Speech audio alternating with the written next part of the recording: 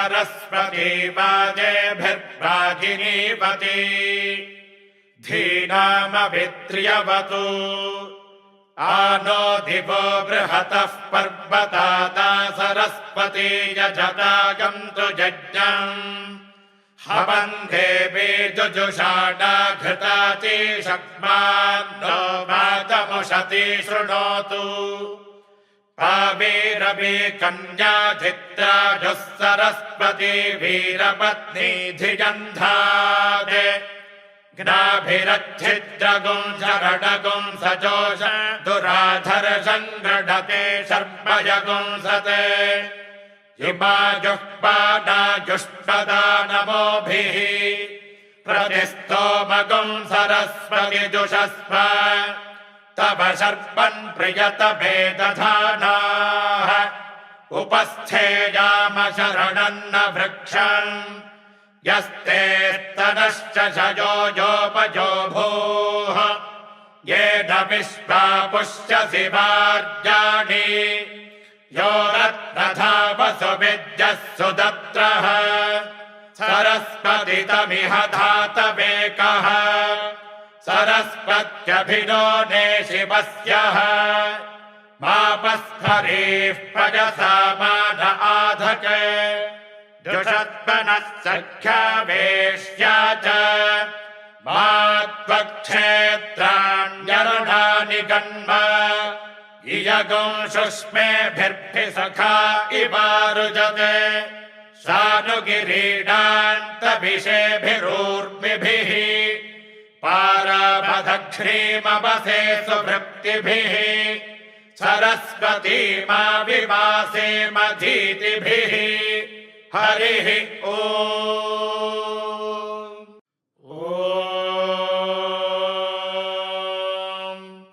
श्रद्धयाग्निः समिध्यते श्रद्धया विन्दते हविः श्रद्धां भगस्य मूर्धनि वचसा वेदयामसि प्रियज्ञ श्रद्धे ददतः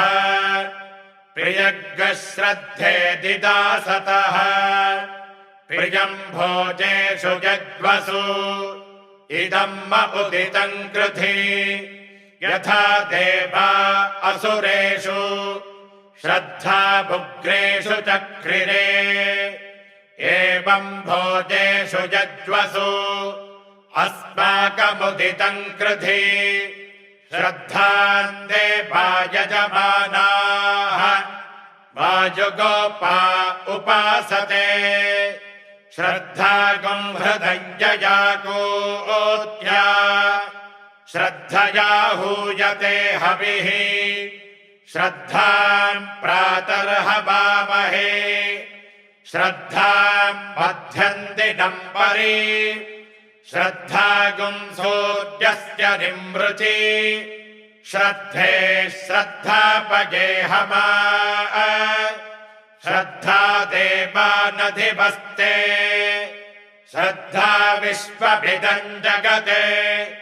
श्रद्धां कामस्य मातरम् हविषा वर्धयामसि हरिः ॐ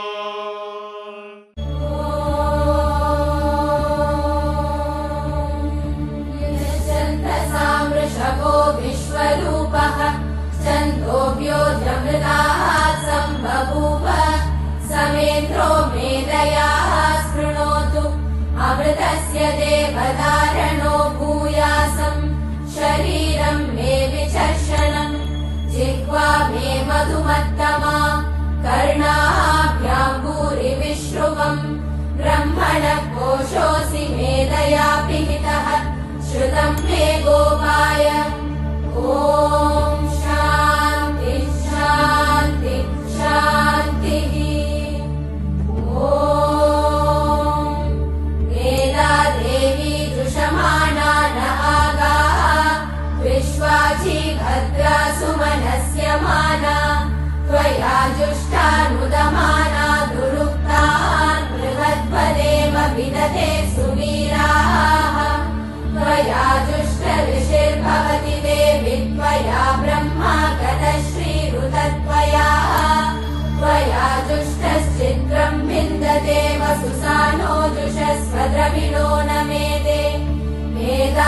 इन्द्रो ददातु मेधां देवी सरस्वती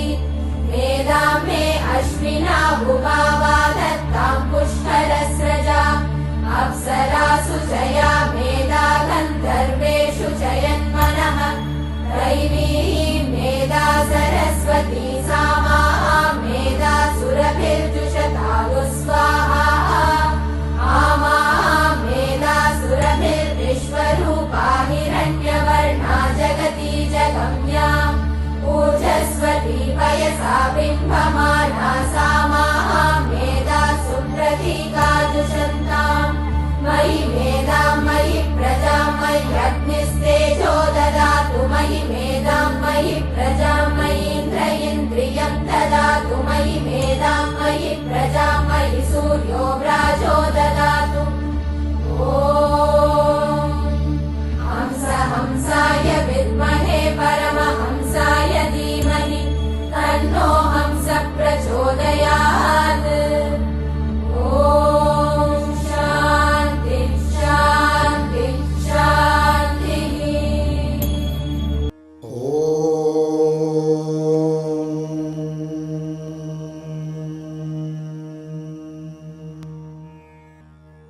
देवीं वाचमजनयन्त देवाः तां विश्वरूपाः पशवो वदन्ति सा नो मन्द्रेशमूर्जन्दुहाना धेनुर्वागस्मानुपशुष्टुतैतु यद्वाग्वदन्त्यविचेतनानि राष्ट्रीदेवानां निशसादमन्द्रा चतस्रवूर्जन्दुदुहे पयागुंसि क्वस्विदस्याः परमं जगाम अनन्तामन्तादधिनिर्मितां महीम् यस्यां देवा अदधुर्भोजनानि एका अक्षरां द्विपदागुं षट्पदाञ्च वाचं देवा उपजीवन्ति विश्वे वाचं देवा उपजीवन्ति विश्वे वाचं गन्धर्वाः पशवो मनुष्या वाचीना विश्वा भुवनान्यर्पिता सा नो हवञ्जुषतामिन्द्रपत्नी वागक्षरं प्रथमजा ऋतस्य